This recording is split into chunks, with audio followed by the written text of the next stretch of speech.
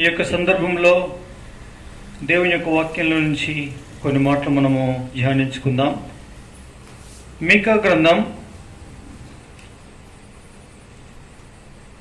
గ్రంథముల నుండి 3వ అధ్యాయము మొదటి నుంచి 6 వచనాల వరకు మనము మార్చి చదువుకుందాం. నేను ఇలాగూ ప్రకటించితిని, యాకోబు సంతతి యొక్క ప్రధానులారా, ఇశ్రాయేలు అధిపతులారా, ఆలకించుడి. న్యాయం ఎరుగునుట మీ ధర్మమే కదా. కీడు చేయని ఇష్టపడుదురు. నా జనుల చర్మం ఉడదీసి వారి ఎముకల మీద మాంసం చీల్చుచుందురు. నా జనుల మాంసమును భుజించుచు వారి చర్మమును ఒలిచి వారి ఎముకలను విరిచి, ఒకడు కుండలో వేయి మాంసమును ముక్కలు చేయనట్టు బాణలో వేయి మాంసముగా వారిని తుత్త నీళ్లుగా పగలగొట్టి ఉన్నారు. దుర్మార్గం అనుసరించి నడుచుకొని ఉన్నారు కనుక వారి యెహోవాకు మొరపెట్టినను ఆయన వారిని అంగీకరింపక ఆ కాలం ముందు వారి కనపడకుండా తను మరుగు చేసుకును. ఆహారము నములుచు సమాధానమును ప్రకటించువారును, ఒకడు తమ నోట ఆహారము పెట్టనిడల అతని మీద యుద్ధం ప్రకటించువారుని, నా జనులను పొరబెట్టు ప్రవక్తలను గుచ్చి యెహోవా సెలవిచ్చినదేమనగా, దర్శనం లేకుండా రాత్రికమును సోదరు చెప్పకుండా మీకు చీకటి కలుగును. ఇటు ప్రవక్తలకు సూర్యుడు కనబడకుండా అస్తమించును, పగలు చీకటి పడును. చాలు. చదవబడిన ఈ లేఖన భాగములను ప్రభు దీవించి మనకు అనుగ్రహించును గాక. గమనించండి, ఇక్కడ మనం ఇంత క్రితం చూస్తూ వచ్చాం. ఏమని? యాకోబు సంతతి అంటే ఎవరో, ఇశ్రాయేలీల అధిపతులు అంటే ఎవరో మనం చూసాం.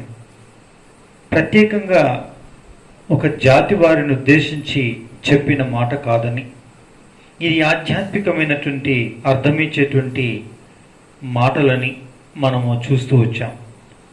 గమనించండి, ఇప్పుడు మనం ఏం చూడబోతున్నాము అంటే, గమనించండి, 4వ వచనంలో వారు దుర్మార్గతను అనుసరించి నడుచుకొని ఉన్నారు గనుక వారు యెహోవాకు మొరపెట్టినను ఆయన వారి మనవి అంగీకరింపక ఆ కాలముందు వారి కనబడకుండా తన్ను మరుగు చేసుకొనును. గమనించండి, ఇక్కడ దేవుని యొక్క వాక్యంలో రాయబడింది. అదేమిటి అంటే, వారు యెహోవాకు మొరపెట్టినను ఆయన వారి మనవి అంగీకరింపక ఆ కాలముందు వారి కనబడకుండా తన్ను మరుగు చేసుకొనును. గమనించండి, దేవుని యొక్క వాక్యంలో రాయబడింది, ఆ కాలముందు వారి కనబడకుండా తన్ను మరుగు చేసుకొనును. ఆ కాలముందు ఆయన కనబడకుండా ఏం చేస్తాడు అంటే, పిల్లరా, తను మరుగు చేసుకుంటాడు అని రాయబడింది. గమనించండి, ఆ కాలముందు అంటే ఏమిటి? ఎందుకు మరుగు చేసుకుంటాడు అది? ఆ కాలముందు అంటే అది ఏ కాలము? ఆ కాలము అంటే ఏ కాలము? తర్వాత వారికి కనబడకుండా తను మరుగు చేసుకుంటాడు అంటే దాని అర్థం ఏమిటి? వీటికి గల కారణం ఏమిటి? వీటికి గల కారణం ఈ 4వ వచనంలోనే రాయబడింది. ఏమని? వారు దుర్మార్గతను అనుసరించి నడుచుకొని ఉన్నారు గనక. వారు దుర్మార్గతను అనుసరించి నడుచుకొని ఉన్నారు గనుక అని రాయబడింది. కాబట్టి మానవ మాతృలైనటువంటి వారు వారి వారి జీవితాల్లో ఆయా సందర్భాల్లో పిల్లరా ఏం చేయవారైనారు అంటే, వాస్తవంగా చెప్పాలంటే మనుషులు మరి ఎంతో తాపత్రయపడి ఎన్నో విధాలుగా వారు ఎన్నెన్నో రకాలుగా మనుషులు వారు ఏం చేయనన్నారు అంటే దేవుడికి దూరమై దేవునికి అయిష్టమైనటువంటి కార్యములను చేయుచు, వారికి ఇష్టం వచ్చినటువంటి పాపమును చేయుచు, దుర్మార్గతను అధికం చేస్తున్నటువంటి జనులుగా ఉండుట మనము చూడగలం. దాన్ని బట్టి దేవుడు వారి మొరవినడు అని అర్థమిస్తుంది. కాబట్టి పిల్లారా, మానవులు ఎటు చూసినా, ఏ వైపు చూసినా, ఏ మనుషుణ్ణి, ఏ కుటుంబమును, ఏ విధమైనటువంటి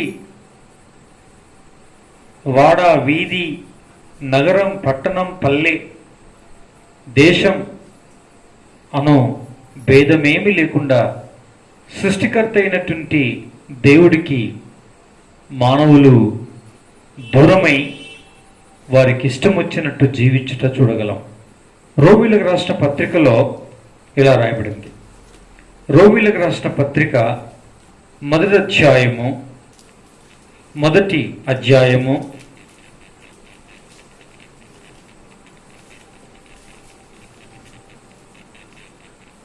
21వ వచనం నుండి 23వ వచనం వరకు చదివి ఒకరు సహాయము చేయండి. మరియు వారు దేవుని ఎరిగియు ఆయనను దేవునిగా మహిమపరచలేదు, కృతజ్ఞతాస్తుతులు చెల్లింపను లేదు, కానీ తమ వాదములందు మనుషులు మానవాళి వ్యర్థులైరి. వారి అవివేక హృదయం అంధకారమయమాయను. తాము జ్ఞానులమని చెప్పుకొనుచు బుద్ధిహీనులైరి. వారు అక్షయుడగు దేవుని మహిమను క్షయమగు మనుషుల యొక్కయు, పక్షుల యొక్కయు, చతుష్పాద జంతువుల యొక్కయు, పురుగుల యొక్కయు ప్రతిమా స్వరూపముగా మార్చిరి. ఇది గమనించండి. ఇక్కడ దేవుడికి వచ్చిన కోపం, దేవుడు మానవుల యొక్క మరణం వినకపోవడానికి గల కారణం ఏమిటి అనంటే, దేవుణ్ణి దేవునిగా మహిమపరచక, ఆ దేవుడు చేసిన మేళ్లకు కనీసపు థ్యాంక్స్ అని చెప్పక, వారు తమ వ్యర్థ వివాదములందు కాలయాపన చేయించు ఉన్నారు అని రాయబడింది. మనుషుని హృదయానికి అర్థమవుతుంది ఈ సమస్త సృష్టి వెనకాల ఒక అద్భుతమైన శక్తి ఉంది. ఆ శక్తి మానవాతీతమైన శక్తి, అదే దేవుడు అని, ఆయన ఒక్కడేనని,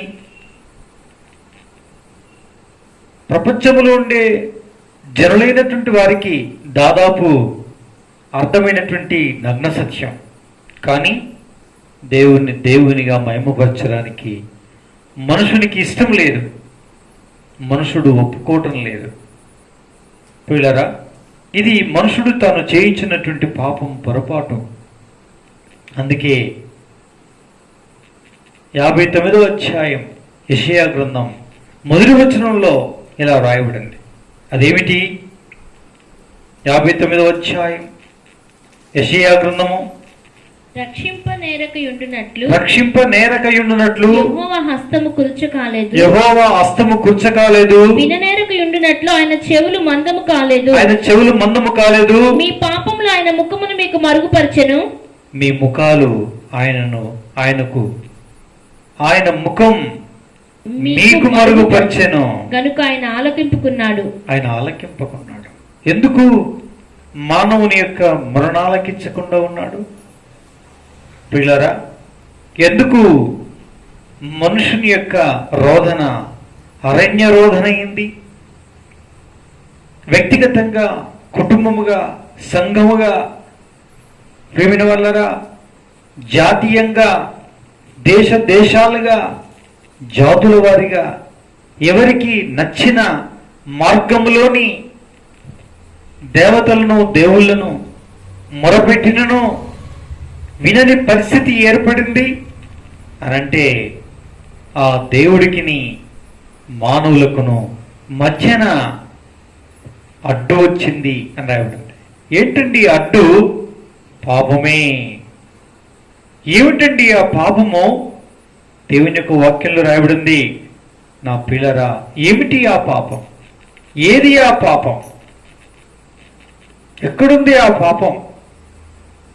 ఏ మూలకుంది? ఏ దేశంలో ఉంది? ఏ ప్రాంతంలో ఉంది? ఈ దినం ఏ పొరపాటు జరిగినా, ఏ భయంకరమైన ఉపద్రవం వచ్చినా, రాజకీయ నాయకులుగా రాజకీయ విధానంలో దొమ్మెత్తి పోసుకోవడం, జ్ఞానులు వైద్య రూపకంగా వైద్యులు, శాస్త్రవేత్తల రూపంలో వారి జ్ఞానము చొప్పున, ఇంకా నానా విధములైనటువంటి విధానములో అసమర్థులు అంటే, అజాగ్రత్త వల్లంటే నీ వల్లనే అంటే నీ వలనే, నీ వలనే అంటే నీ వలనే అని దేశాలకు దేశాలు, ఒక దేశం మీద ఒక దేశం కలిగిన ఉపద్రవానికి కారణం నువ్వంటే నువ్వేనని కనిపించేటువంటి మనుషుల మీద, తెగల మీద, దేశాల మీద విద్వేషములను రగులు కొలుపుకొని, కోపము రేపుకొని దుమ్మెత్తి పోసుకునేవారుగా ఉన్నారు. కానీ దేవుని యొక్క వాక్యం ఏమని చెప్తుందో తెలుసండి? మీరు చేసిన దోషములే మీ దేవునికిని మీకును అడ్డు వచ్చినవి. ఆ అడ్డు వచ్చినటువంటి ఆ పాపం అనే గోడే ఈ ఉపద్రవానికి కారణం. మీరెంత మొరపెట్టినను ఆయన ఆలకింపుకున్నాడు అని రాయబడింది. ఎందుకు ఆలకింపుకున్నాడు? అడ్డొచ్చినటువంటి పాపం అని. ఆ పాపం ఎక్కడుంది? మార్క్స్ వార్త 7వ అధ్యాయం 21వ వచనంలో ఇలా రాయబడింది. మార్క్స్ వార్త 21వ అధ్యాయము 7వ అధ్యాయం 21వ వచనం అండి, చదవండి. లోపల నుండి అనగా మనుషుల హృదయంలో నుండి దురాలోచనలను, జారత్వములను, దొంగతనములను, నరహత్యలను, వ్యభిచారములను, లోపములను, చెడుతనములను, కృత్రిమమును, కామ వికారమును, మత్సరమును, దేవదూషణయు, అహంభావమును, అవివేకమును వచ్చును. ఈ చెడ్డవన్నీ లోపల నుండి బయలువెళ్ళి మనుషుని అపవిత్రపరచునని ఆయన చెప్పెను. పాపం ఎక్కడుంది? లోపల. ఏ మూలనో లేదు, ఎక్కడో లేదు, ఏ దేశంలోనో లేదు, ఏ ప్రాంతంలోనూ లేదు, ఏ దేశాధినేతలో లేదు. ప్రియమైన వల్లరా, ఏ ఒక్కరిలో అని కాదు. వాక్యంలో రాయబడింది, మనుషుణ్ణి లోపల నుండి బయలు వెళ్ళి మనుషుణ్ణి అపవిత్రపరచును. లోపల నుండి అనగా మనుషుల హృదయములో నుండి వచ్చును. మనుషుల యొక్క హృదయములో నుండి వచ్చును. మనుషుల యొక్క హృదయం పాపభరితమైనదే. ఆ లోపల నుండి బయలు వెళ్ళి మనుషుణ్ణి పాపాత్మునిగా చేయించినది. ఏమిటది? దురాలోచనలు. ఏంటండి దురాలోచనలు అంటే? ఇప్పుడు వ్యక్తిగతంగా ధ్యానిస్తున్నాం. ఒక్కొక్క వ్యక్తిలో ఉండేటువంటి ఏం ఆలోచన అండి? మనకంటే ప్రక్కవాని సంపద ఎక్కువవుతూ ఉంటే, ఇల్లు చూసి, వాహనము చూసి, అందము చూసి, మన ఎదుగుదల చూసి ఓర్చుకోలేని హృదయం మనది. అప్పుడే మన హృదయంలో ఎన్నెన్నో అయిష్టమైనటువంటి పాపపు తలంపులు మన యొక్క హృదయాల్లో పుట్టుకొస్తూ ఉంటాయి. ఎందుకండి? ఎందుకు అలా పుడతాయి? నా ప్రియ సహోదరి సహోదరులారా, మనుషుని యొక్క హృదయం పాపముతో నిండి ఉన్నది. అందుకే దేవుని యొక్క వాక్యంలో రాయబడింది, అదేమిటి అంటే దురాలోచనలు పుట్టుకొస్తాయి. చెడ్డ చెడ్డ ఆలోచనలు. మంచిగా అర్థం కావడానికి ఒక కిరాయి ఇంటిలో కాపురం ఉంటున్నటువంటి ఒక ప్రక్కింటి ఆవిడ, ఇద్దరు ప్రక్కనే ఉంటారు. ఆమె ఒక తెల్లటి మంచి జరీ అంచు కాటన్ శారీ ఉతికి గంజి పెట్టి దాన్ని ఆరేసి వచ్చి తన పని తను చేసుకుంటూ ఉంటే, ఆ ప్రక్కింటి ఆమె మిద్దె మీదకి వెళ్ళి చూసింది. జిగేళ్ళు మన్నాయి. ఒక్కసారి ఒక ఆలోచన వచ్చింది, ఇలాంటి చీరే నా దగ్గర లేదు, ఈ కిరాయి కొంపులో ఉండేటువంటి దీనికి ఇంత మంచి చీర ఉందా అనుకుంది. అనుకున్న వెంటనే క్రిందికి వెళ్ళింది. పేరట్లో ఒక అరటి మొక్కకు ఉండేటువంటి ఆ యొక్క కొమ్మను కోసింది. దాని నుంచి కారేటువంటి సొన నీరు ద్రవం ఏదైతుందో దాన్ని తీసుకుని వచ్చి ఆ చీరకు ఆ కొమ్మతో అలాగే అక్కడక్కడక్కడంతా అంటించింది. దాన్ని తీసి కాంపౌండ్ వాళ్ళు వెలుపల పడవేసింది. ఎప్పట్లాగా వచ్చి తన పని తను చేసుకుంటుంది. ఈమె ఏం చేసింది, పైకి వెళ్ళి నేను ఆరేసి వచ్చిన చీర ఎలా ఉందో ఏమో మళ్ళొక్కసారి మళ్ళరేసి వస్తాను అనుకుంది. పోయి చూసేసరికి భయంకరమైనటువంటి మరకలు ఏర్పడ్డాయి. అయ్యయ్యో, నేను ఆరేసినప్పుడు ఇలాంటిది లేదే, ఎట్లయింది ఇది అని చెప్పి ఆమె లబోదిబో ముద్దుకుంటూ ఉంటే ఈ ప్రక్కింటి ఆమె వచ్చింది. అయ్యో అక్క, ఎట్లయింది ఇది? ఎవరి కళ్ళల్లో మన్నబడిందో, దేని కళ్ళు చిత్తిపోయినాయో.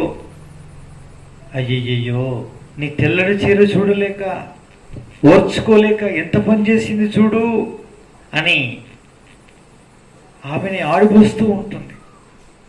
ప్రియులారా, అది చేసిందంతా ఆమె.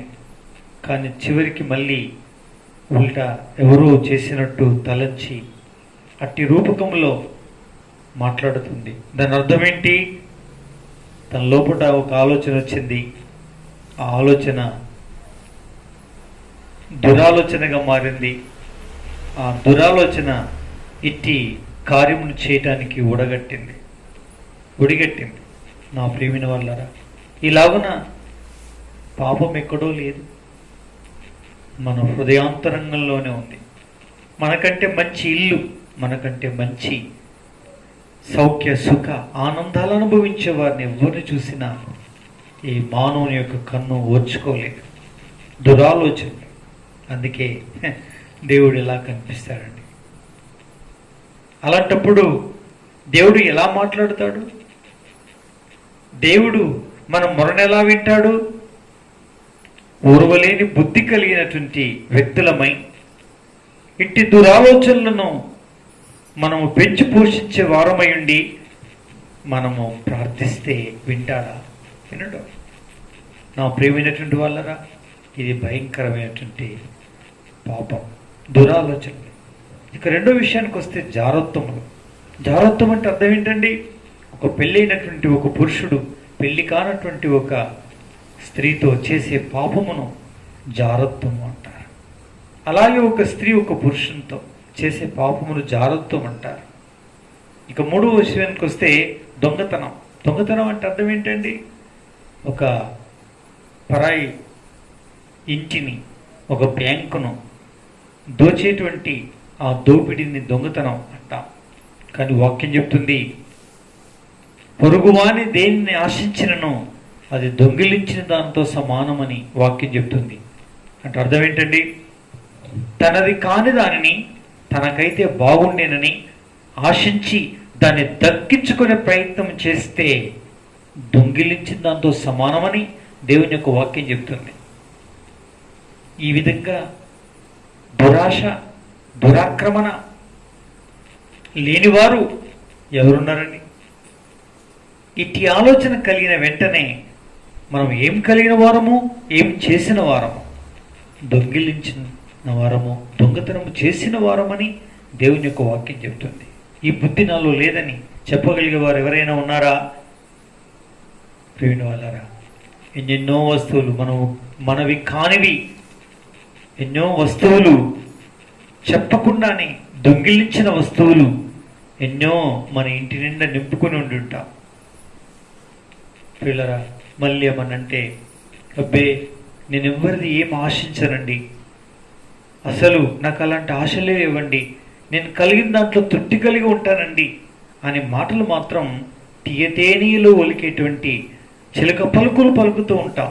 కానీ మాత్రం మనం చేసేదంతా దొంగతనం, దొంగ బుద్ధి కలిగిన వారంగా ఉంటాం. ఇది దొంగతనం. ఇక నాలుగో విషయానికి వస్తే నరహత్యలు. నరహత్యలు. నరహత్య అంటే మనుషుల్ని చంపుట. మనుషుల్ని చంపామా? ఇక్కడ వింటున్న వారిలో,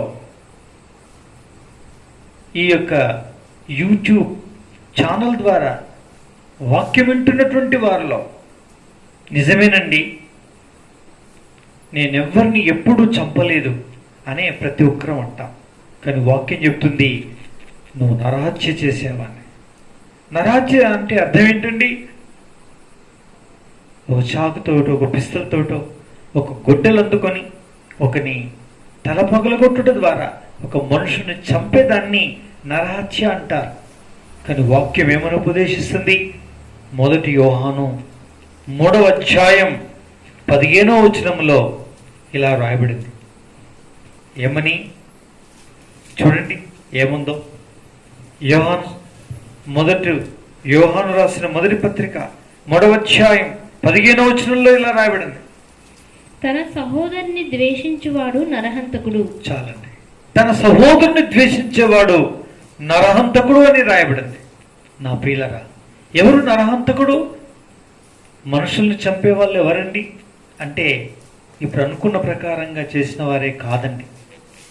ఒక మనుషుల్ని మీద ద్వేషం కలిగి వాడిని చంపడం కాదు, కానీ వాడు సస్తే బాగుండే అని కోరుకోవడం, వాడు సావాలని శాపనార్థాలు పెట్టడమే నరహత్య చేయడం. ఇలా చేయకుండా ఎవరున్నారండి? బస్ ఎక్కుతామండి, ఎక్కక ముందు మనం సీటు కావాలని మన చేతిలో ఉండే హ్యాండ్ కర్చీఫ్ ఒకటి వేస్తాం. ఎక్కేసరికి ఆ కర్చీఫ్ తీసేసి ఇంకొకరు కూర్చొని ఉండుంటారు. ఇది నిట్టు ఎండాకాలంలో అనుకోండి. అప్పుడు అంత కొట్లాడడానికి మనకేమో శక్తి లేదు. కాబట్టి ఏం చేస్తాం? నేను చల్లగా కూర్చుందాం అనుకున్న కిటికీ ప్రక్కన ఎంత చక్కగా కూర్చున్నాడు చూడు.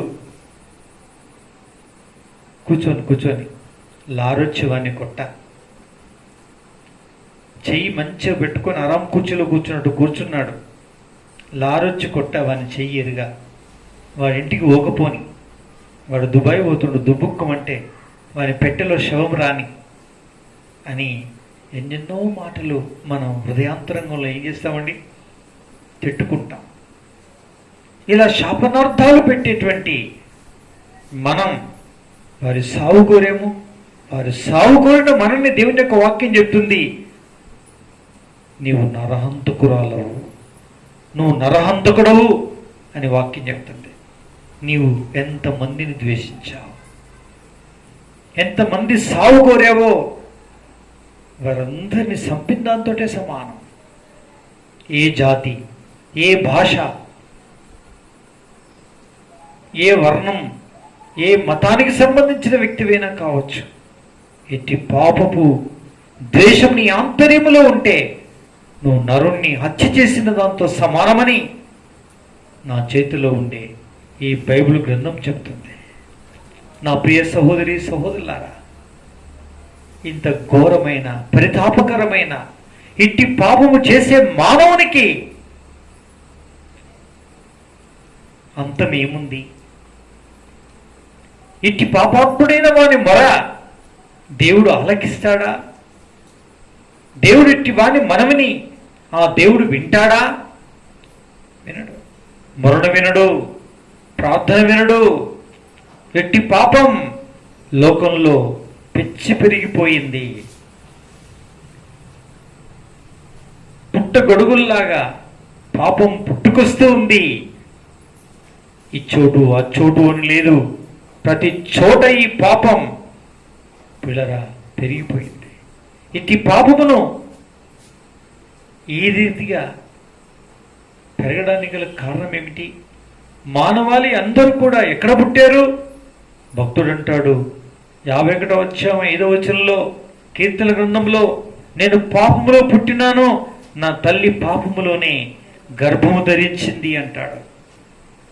జన్మ పాపం, మానవ పాపం పుట్టకే పాపము పుట్టక. వేప చెట్టు చేదు పుట్టక, దాని వేరుకా నుంచి మొదలుకుంటే దాని చివరి కొనల వరకు ఏది నమిలినా సరే చేదే. అదే రీతిగా పాము కూరల్లో ఉంటుంది విషం, కానీ మనుషుని యొక్క జీవితంలో నిలువెల్లా ఉంటుంది విషం అని చెప్తూ ఉంటారు. ఎక్కడ చూసినా పాపమే. మనుషుల్లో నడకలో, పడకలో, ఆలోచనలో, చూపులో, తలంపులో, ఆలోచనలు అన్నిట్లలో కూడా పాపము కలిగిన వాడైనాడు. ఇట్టి పాపాత్ముడైన మనుష్యుడు మొరపెడితే దేవుడు వింటాడా? వినడు. ప్రేమినటువంటి వాళ్ళరా, ఆ దినం అదే. ఆ దినం అదే. ఏ దినం అది? ఉపద్రవం మన మీదకి వచ్చినప్పుడు ఆయన ఏమంటాడంట?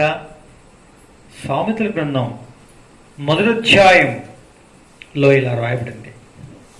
సామెతల గ్రంథము 1వ అధ్యాయము లో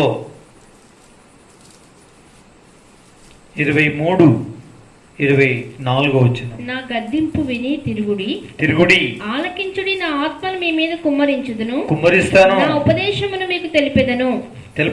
నేను పిలువుగా మీరు వినకపోతిరి, నా చేయి చాపుగా ఎవరిని లక్ష్య పెట్టకపోయిరి. చాలు. ఏం చేశారు? నేను పిలిచాను.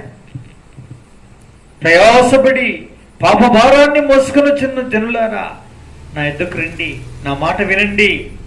నేనే ఆ మార్గాన్ని, నేనే ఆ సత్యాన్ని, నన్ను నమ్మండి అని ప్రతి చోట ఇట్టి స్వరం వినబడుతుంది. ఇటు సత్యాన్ని గుర్తించడానికి ఇష్టపడుతున్నారా? 25వ వచనం.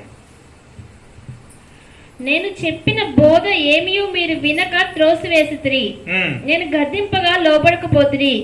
కాబట్టి మీకు అపాయం కలిగినప్పుడు నేను నవ్వేదను. మీకు భయం వచ్చినప్పుడు నేను అపహాస్యము చేసేదను. భయము మీ మీదకు తుఫాన్ వలె వచ్చినప్పుడు, సుడిగాలి వచ్చినట్లు మీకు అపాయం కలిగినప్పుడు, మీకు కష్టమును దుఃఖమును ప్రాప్తించినప్పుడు నేను అపహాస్యము చేసేదను. అప్పుడు వారు నన్ను గూర్చి మొరపెట్టెదరు కానీ నేను ప్రత్యుత్తరం ఇయ్యకుందును. నన్ను శ్రద్ధగా వెతికెదరు కానీ వారికి నేను కనబడుకుందును. చాలు. వారు నన్ను వెతుకుతారు, నేను దొరకను. వారు నాకు మొరపెడతారు, నేను వినను. ఎందుకు? నా బోధ వినలేదు. నేను పిలిచిన సువార్త సునాదం అనే పిలుపుకు లోబడి పాపులైన వారు నేను పాపినను ఒప్పుకొని పాప క్షమాపణ పొందుటకు ఇష్టపడలేదు. వారు తమ హృదయములను కఠినము చేసుకొని నన్ను, నా నామమును దూషణ పాలు చేశారు. నన్ను కాదని తృణీకరించారు, త్రోసివేశారు. అదే దినం, అదే ఉగ్రత దినం. ఇలాంటి దినమే కరోనా లాంటి తెగులు ఆవరించి యావత్ ప్రపంచాన్ని బాంబులను న్యూక్లియర్ బాంబులను ఏర్పాటు చేసుకొని యుద్ధాలకు కయ్యమునకు కాలు దువ్వి సిద్ధంగా ఉన్నటువంటి ఈ దినాల్లో ఉపగ్రహాలను అంతరిక్షంలో ప్రవేశపెట్టి ప్రపంచం యొక్క ఇన్ఫర్మేషన్ అంతటిని మానవుడు తన చేతిలో గుప్పిట్లో పెట్టుకున్న ఈ దినాల్లో యావత్ ప్రపంచ జ్ఞానులందరూ కరోనా యొక్క కోరల్లోనికి వెళ్ళి ఈ దినం విలవిల్లాడిపోతూ ఉన్నారు. ధనవంతులు కాదు, అధికారులు కాదు, ప్రజాప్రతినిధులు కాదు. పిల్లరా, మన ఊరి యొక్క మష్కూరికా నుంచి మొదలుకుంటే దేశాధినేతలు, అధ్యక్షుల వరకు కూడా గడగడలాడిపోతూ ఉన్నారు. కారణం ఏమిటండి? నా ప్రియ సోదరి, ఇదే ఆపద దినం. ఇదే భయంకరమైన ఆపద దినం. ఈ ఆపద దినములో నీవు అశువులు బాసితే పాపమునకు వచ్చే జీతము మరణము. అది నిత్య నరకాగ్నిగుండం, గరగరగరలాడే కనకర మంటలు మండేటువంటి అగ్ని గుండములో పాలు పొందితే పిల్లరా, నాలిక విక్కుత దాహమవుతుంది, కానీ చిటికి నేను నీళ్ళల్లో ముంచి చుక్క తడిపేవారు అక్కడ గతి ఉండరు. ఇది నిత్య నరకమైన అగ్నిగుండం, భయంకరమైన యాతనా స్థలం. నీకు విడుదల లేదు. నువ్వు మొరపెడతావు, అక్కడ వినేవారెవరు ఉండరు. ఇక్కడ కరోనా వస్తేనే ఎన్ని వీడియోలు దినాల్లో చూస్తున్నాం. హాస్పిటల్లో హాల్లో వేసి ఏ వ్యక్తి దగ్గరికి రాని కారణము చేత శ్వాస పీల్చుకోవడం కష్టమవుతుంటే ఆక్సిజన్ పెట్టే దిక్కు లేక పెట్టిన దాన్ని తీసేసిన కారణాన ఎంతమంది సెల్ఫీలలో మాట్లాడి వీడియోలు తీసి వదిలిపెట్టి ప్రాణం విడిచి వెళ్ళిపోతున్నారు. అట్టి మాటలు విన్నటువంటి సజీవులుగా ఉండేటువంటి మనం కరోనాకి గడగడలాడిపోతున్నాం. అయ్యో, ఈ గతి నాకొస్తే ఎట్లా? కరోనా భయం యొక్క గుప్పిట్లోనికి యావత్ ప్రపంచం ఈ దినం దాని చేతుల్లో చిక్కుకొని ఎక్కడ వినాశనమైపోతానని ఏడుస్తూ ఉంది ఈ లోకం. ఈ దినం ఏ ఆకాశవాణి నీ మొర వింటుందా? వినదు. నీ మొర వినదు. సెల్ ఫోన్ చక్కగా ఎంతో వెలుపెట్టి కొన్నంత మాత్రాన ప్రయోజనం లేదు. దీనికి ఏదైనా బాగులేదు అంటే నువ్వేం చేయాల్సిన వ్యక్తి అయితున్నావు? బాగు చేపించాలి. బాగు చేపించాలంటే ఎవరు బాగు చేస్తారు? ఇది ఎవరైతే దీన్ని రూపించినారో, తయారు చేశారో వారు మాత్రమే. అందుకే వీరికి ఒక షోరూమ్ ఉంటుంది, సర్వీసింగ్ సెంటర్స్ ఉంటాయి. వాడి దగ్గరికే వెళ్ళాలి. అతనికి ఇస్తే దీన్ని బాగు చేసిస్తాడు. నిన్ను చేసిన వాడిని నువ్వు మర్చిపోయావు. ఈ సెల్ ఫోన్ చేసిన వాడిని జ్ఞాపకం ఉంచుకున్నావు. వాడిచ్చే వారంటీ గ్యారంటీ కార్డుని వాడి స్టాంప్ వేసి దగ్గర తెచ్చుకొని దీని యొక్క బాక్సులో భద్రంగా పెట్టుకున్నావు. దీన్ని తీసుకుని వెళ్ళేటప్పుడు ఆ గ్యారంటీ కార్డు తీసుకుని వెళ్తే అతడు దాన్ని చూసి, దాన్ని డేటు చూసి, దానికి కావాల్సిందన వస్తువు పోయిన దాన్ని వేసి దాన్ని బాగు చేసి మళ్ళీ నీకు అప్పగిస్తాడు. దీన్ని చేసిన వాని దగ్గరికి వెళ్ళాలి. నా ప్రియ సహోదరి, సహోదరుడా, నువ్వెంత ధనవంతుడమైనా, నువ్వే అధికారివైనా, నువ్వే ప్రజాప్రతినిధివైనా, గరీబ్ అమీరులను భేదమే మాత్రం కూడా లేకుండా ఈ భూప్రపంచంలో ఉండే ఏ మనుషుడైనా సరే బాగుపడాలనుకుంటే తప్పనిసరిగా మనల్ని చేసిన దేవుని దగ్గరికి వెళ్ళాలి. మనల్ని చేసిన వాడు పరమందున్నాడు. ఆ పరమందున్న వాడి దగ్గరికి వెళ్ళి నీ పాపం ఒప్పుకుంటే, పుట్టిన నాడు పుట్టానంటే ఈ దినం వరకు నేను ఎరగను నా ప్రభు, ఓ నా సృష్టికర్త, నీవెవరు, నన్ను బాగు చేయి అని అడిగిన ప్రతి మనుషుల్ని బాగు చేస్తాడు. వాని పాపమును పరిహరిస్తాడు. వాని జీవితాన్ని మార్చివేస్తాడు. అద్భుతమైన విధానంలో ఒక మనుషుని మార్చి దైవ స్వభావాన్ని ఆ మనుషునికి అనుగ్రహిస్తాడు. అప్పటి నుండి ఆ దేవుడితో సంబంధ బాంధవ్యం కలిగి జీవించగలడు. లేకపోతే మనుషునికి అంతం నిత్య నరకం, అగ్నిగుండమే. ఇక ముందు బాధపడాలి, ఇది వదిలిపెట్టిన తర్వాత సదాకాలం బాధపడుతూనే ఉండాలి. ఇది నిత్య నరకమైన అగ్నిగుండం, ఇది భయంకరమైన యాతనా స్థలం, ఇదే నిత్య నరకం. ఇదే ఆ దినం.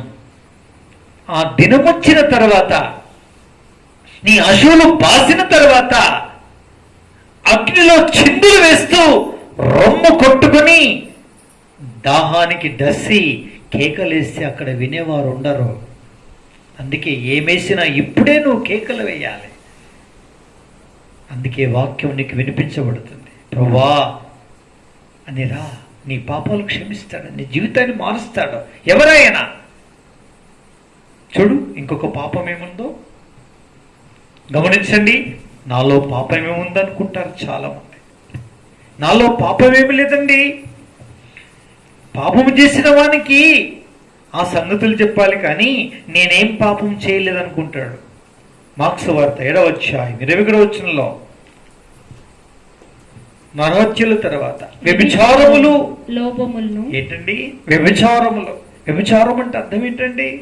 వ్యభిచారం అంటే అర్థం ఏంటంటే ఒక పరాయి పురుషుడు ఒక పరాయి స్త్రీతో కలిసి చేసే పాపమును వ్యభిచారం అంటుంది అంటారు మామూలుగా. కానీ వాక్యం చెప్తుంది అదేంటో తెలుసండి. చూడండి, మత్తయి సువార్త 5వ అధ్యాయము 5వ అధ్యాయంలో ఏమని రాయబడింది చూడండి, ఏమని రాయబడిందో. 5వ అధ్యాయం 28వ వచనం.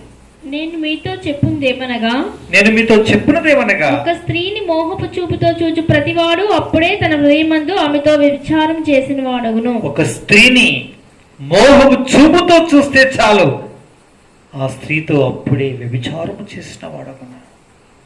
చూసారా? అందంగా ఉండే ఒక స్త్రీని చూసి అబ్బా అదెంత బాగుంది అని చూసిన చూపు కాక మరలా మోహపు చూపుతో చూసావంటే చాలు, ఒక పురుషుని ఒక స్త్రీ చూస్తే, ఒక స్త్రీని ఒక పురుషుని చూస్తే ఆ స్త్రీ ఆ పురుషునితో ఆ స్త్రీ పాపము చేసిందంతో సమానమని దేవుని యొక్క వాక్యం రాయబడింది. అదే వ్యభిచారం. వేశ్యల యొక్క గృహాల్లోకి వెళ్ళి కాదు, వ్యభిచారపు జరిగించే ప్రదేశాల్లోకి వెళ్ళవలసిన అవసరం లేదు. నా ప్రియులరా, ఇలాంటి ఆలోచన, ఇలాంటి తలంపు, ఇలాంటి దురాలోచన లేనివారు ఎవరైనా ఉన్నారా? సీరియళ్ళు చూసేటప్పుడు, సినిమాలు చూసేటప్పుడు, అందంగా ఉండేటువంటి ఏ ఒక్కరిని చూసినప్పుడైనా మోహం చూపు నీ హృదయంలో అలా మెరిసింది అంటే ఆ మనుషుడు ఆ మనుషురాలతో, ఆ మనుషురాలు ఆ మనుషుడితో పాపము చేసిందంతో సమానమని దేవుని యొక్క వాక్యం చెబుతుంది. నా పిల్లరా, ఇట్టి వారమైనటువంటి మనం, ఇట్టి పాపమును కలిగిన మనం ఆ దేవుణ్ణి మొరపెడితే వింటాడా? ఆ దేవుడు కనిపించమంటే కనిపిస్తాడా? కొద్దిమంది మూర్ఖ ప్రశ్నలు వేస్తూ ఉంటారు. ఆ దేవుడు ఎవరో కానీ నాకు కనిపించని అప్పుడు నమ్ముతా అంటూ ఉంటారు. ఎక్కడ కనిపిస్తాడు? కనిపించలేడు. అందుకే ఆ దినం అంటే నీ మరణ దినాన, నువ్వు మరణించిన తర్వాత, కరోనా లాంటి ఉపద్రవాల సమయాల్లో నువ్వు మొర్ర పెడితే వినడు. వినాలంటే ఈ దినమే అనుకూల సమయం. మారు మనస్సు పొందాలి అంటే పాపము మనస్సు వెళ్ళి దేవుని మనస్సు నీకు కలగాలి అంటే ఏం చేయాలి? నువ్వేం చేయాలని అడగకముందే, దూడ పుట్టక ముందే, తల్లి ఆవుకి పొదుగును దేవుడు ఏర్పాటు చేసినట్టు నువ్వు అడిగే దినం రాకముందే 2020 సంవత్సరాల క్రితం సర్వలోక సృష్టికర్త అయిన దేవుడు తన ప్రియమైన కుమారుని భూలోకంలోనికి పంపించాడు. మానవాళ్ళందరి పాపములన్నీ ఆయన మీద మోపి అన్యాయపు తీర్పు తీర్చి మనసులో రావాల్సిన శిక్షనంతటి తన మీద మోపి పాపమును వచ్చు జీతము మరణము అను ఈ మరణాన్ని యేసు క్రీస్తు ప్రభు వారి మీద మోపి మనుషుడు చేసిన అంగాంగము ద్వారా చేసిన పాపాల కొరకు యేసు క్రీస్తు ప్రభు వారి అంగాంగము ద్వారా రక్తము కార్చాడు. కాళ్ళ చేతులతో పాపం చేశాం, యేసు ప్రభు కాళ్ళ చేతుల్లో మేకలు కొట్టించుకున్నాడు. హృదయంతో పాపం చేశాం, ఆయన పక్కలో బొల్లం పొడిపించుకున్నాడు. నీవు నేను చేసిన పాపాల కొరకై, తలతో చేసిన పాపం కొరకై, మనము చేసిన పాపము తలంపులు ఆలోచనల కొరకై యేసుక్రీస్తు ప్రభు వారి తల మీద ముండ్ల కిరీటం ఒకటి పెట్టి నొక్కితే కష్టధరల కారణం ఈ శిక్ష అనుభవించాలి. నీవు అనుభవించాలి, నేను అనుభవించాలి. మనకు బదులుగా యేసుక్రీస్తు ప్రభు వారు అనుభవించి మనకు బదులుగా సత్య సమాధి మళ్ళీ తిరిగి లేచాడు. ఇలా సత్య సమాధి తిరిగి లేచిన వారు భూలోకంలో ఎవరు కూడా లేరు, యేసుక్రీస్తు ప్రభు వారు ఒక్కరు మాత్రమే. ఒకే ఒక మాట, యేసయ్యా నేను పాపిని, నా పాపాన్ని క్షమించండి, మీ రక్తంతో నా పాపం కడుగుమని ఒక్క మాట అడిగితే యేసు ప్రభు రక్తం మన పాపాన్ని కడిగి పవిత్రపరుస్తుంది. మన ఆత్మకు శాంతి సమాధానం తృప్తినిస్తుంది. సదాకాలం దేవునితో కూడా ఉంటాం.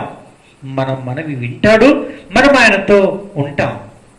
లేకపోతే వినడు, మనం వెళ్ళి మంటలో ఉంటాం. అదే నిత్య నరకం అని అగ్నికొండాం. నా ప్రియమైనటువంటి వాళ్ళారా, ఈయన ఇలా ఎందుకు ఈ కార్యాన్ని మన కొరకు చేయాలి? ఈ విధంగా ఈయన మన కొరకు ఎందుకు ఈ కార్యము చేయాలి? నా ప్రియమైనటువంటి వాళ్ళారా, దేవుని యొక్క వాక్యంలో ఏం రాయబడిందో తెలుసండి. సరే, సమయం ఎక్కువ లేదు, ఒకే ఒక్క మాట. అగ్ని ప్రమాదం జరిగింది. ఒకరిల్లు కాలిపోయింది. అగ్నిమాపక దళం వచ్చింది, చల్లారిపోయినాక ఏమేమి కాలు ఏమేమి ఉన్నాయో చూసుకుందామని ఇంటి వారు లోపలికి వెళ్ళారు. అన్నీ కాలిపోయినాయి. ఒక కోడి కూడా కాలిపోయింది. కోడి కాలిపోతే ఆ కోడిని ఇంక ఇల్లే కాలిపోయింది, కోడిది ఏముంది, ఆ కోడిని కలిగిస్తే ఆ కోడి రెక్కల కింద పిల్లలు ఇంక అలాగే బ్రతికున్నాయి. ఆశ్చర్యం. కోడొక్క స్థలంలో పిల్లలొక్క స్థలంలో కాలిపోవాల్సిందే, కానీ నేను సచ్చినా పర్వాలేదు, నా పిల్లలు బ్రతుకుంటే చాలు అనుకుందేమో. పిల్లల్ని మాత్రం రెక్కల కింద దాచిపెట్టుకొని ఆ మంట నిప్పు రవ్వలు తన మీద పడితే తను కాలడానికి ఇష్టపడి తాను సచ్చింది, పిల్లని మాత్రం బ్రతికించింది. దీంట్లో మనం ఒకటి అర్థం చేసుకోవాలి. అదేంటండి? కోడి తన పిల్లల్ని ప్రేమించి వాటి కొరకు తన ప్రాణం పెట్టింది, తన పిల్లల్ని బ్రతికించుకుంది.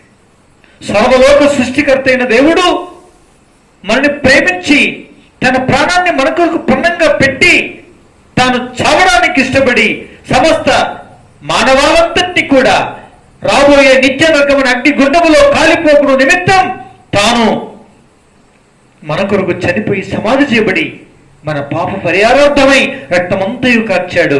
ఆయన విశ్వాసం ఉంచిన వారెల్లరికీ కూడా ఇట్టి పాప విమోచన కలిగించడానికి యేసుక్రీస్తు ప్రభువు వారు సిద్ధంగా ఈ కార్యాన్ని చేసి పెట్టాడు. కోడి తన పిల్లల కొరకు ప్రాణం పెట్టినట్టు సకల పాపాత్ములైన మనుషుల మానవాళైన మనందరి కొరకు కూడా ఆయన ప్రాణాన్ని పణంగా పెట్టి మనకు బదులుగా చనిపోయి మళ్ళా తిరిగి ఆయన లేచినాడు. పిల్లారా, ఇది సృష్టికర్త అయిన లోకమంతటిని కన్న మన తండ్రి ప్రేమ ఇది. అందుకే ఆయన అంటున్నాడు, ప్రయాసపడి పాప భారమును మోసుకొనుచున్న సమస్త జనులారా మీరందరూ నా యొద్దకు రండి, నేను మీకు విశ్రాంతినిస్తాను. మరణములో నుంచి మిమ్మల్ని దాటింపజేసి మిమ్మల్ని జీవములోనికి నడిపిస్తాను, మీకు నిత్య జీవము నేను ఇస్తానని ప్రభువారు తాను మనందరి కొరకు చేతులు చాచి పిలుస్తున్నాడు. కులం, జాతి, మతం, దేశం, రాష్ట్రం, ఖండమున భేదము లేకుండా యావత్ ప్రపంచమంతటిని కూడా రక్షించడానికి భూమి యొక్క నిట్టుగడ్డ ఆసియా ఖండం బెత్లెహేమ్ అనే గ్రామములో ఆ యేసుక్రీస్తు ప్రభువారు మన కొరకు ఆవిర్భవించాడు, పుట్టాడు. ఈ సత్యాన్ని గుర్తిస్తే యేసు రక్తం ఉచితంగా నీ పాపాన్ని క్షమిస్తాడు, కడిగి పవిత్రపరుస్తాడు, నీ జీవితం అంతటిని మార్చివేస్తాడు. ఈ రీతిగా పాప పరిహారం ఎవరు పొందుతారో అట్టి వారి మరణం ఆ దినాన వింటాడు, లేకపోతే వినడు. నువ్వు నమ్మావా? నీ పాపాలు క్షమించబడ్డాయా? నీ జీవితం మార్చబడిందా? ధన్యుడు, ధన్యురాలు. లేకపోతే ఈ దినం క్షమాపణ కోరుకో, నేను కనికరిస్తాడు. లేకుంటే దుర్మార్గుల లెక్కలో నేను లెక్క కట్టి నీ మొర వినడు. ఆ దినాన నీ బాధను, కష్టాన్ని అర్థం చేసుకోడు. ఈ దినం అంగీకరించు, తన పాపాలు క్షమిస్తాడు, నీ జీవితాన్ని మారుస్తాడు. సదాకాలం ప్రభుతో కూడా నీవు ఉంటావు. ప్రార్థన చేసుకుందామా? మోకరించండి. ఒక్క మాట, యేసు ప్రభువా, నేను పాపిని, నా పాపను క్షమించండి, మీ రక్తంతో నన్ను కడగండి, నన్ను మీరు పవిత్రపరచమని ఒక్క మాట అడిగితే యేసుక్రీస్తు ప్రభువు రక్తం నీ పాపాన్ని కడిగి పవిత్రపరుస్తుంది, నీ జీవితాన్ని మారుస్తుంది. నీ పాపమును ఒప్పుకో, నీ జన్మ పాపమును, నువ్వు చేసిన కర్మ పాపములన్నింటినీ కూడా ఇట్టి వాక్యానికి, దేవుడికి విరుద్ధమైన ఈ వాక్యంలో వివరించబడిన ఈ పాపాలన్నింటిలో కూడా ఈ పాపము కలిగి ఉన్నా నువ్వు పాపాత్ముడవే. అట్టి పాపము చేత నీవు దేవుడిని చూడలేవు, నీ మరణం దేవుడు వినడు, ఆయన రాజ్యం నువ్వు చేరలేవు, ఆయనతో కూడా ఉండలేవు. నువ్వు స్వర్గలోకానికి వారసురాలు కానేరవు. కావాలంటే ప్రభునందు విశ్వాసం ఉంచము, అప్పుడు నీవును నీ ఇంటి వారందరూ కూడా రక్షింపబడతారు. చిన్న ప్రార్థన చేసుకుందాం, అటు చూడొద్దు, ప్రార్థనలో ఉంటాం.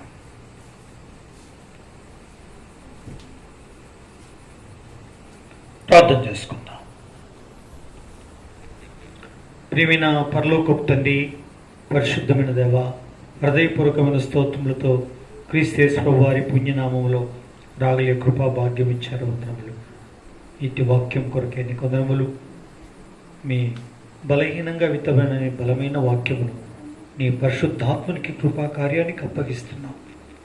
ఇట్టి కార్యమును విశ్వసించే వారందరికీ ఇచ్చి అద్భుతంగా మార్చి నామానికి మహిమ తెచ్చుకోమని, ఇట్టి వాక్యమును ఆశీర్వదించమని, మీ కృప చొప్పుని జ్ఞాపకం చేసుకోమని వందనం చెల్లిస్తూ స్తుతిస్తూ యేసు నామములో ప్రార్థించి వేడుకొంచున్నాం తండ్రి. ఆమేన్.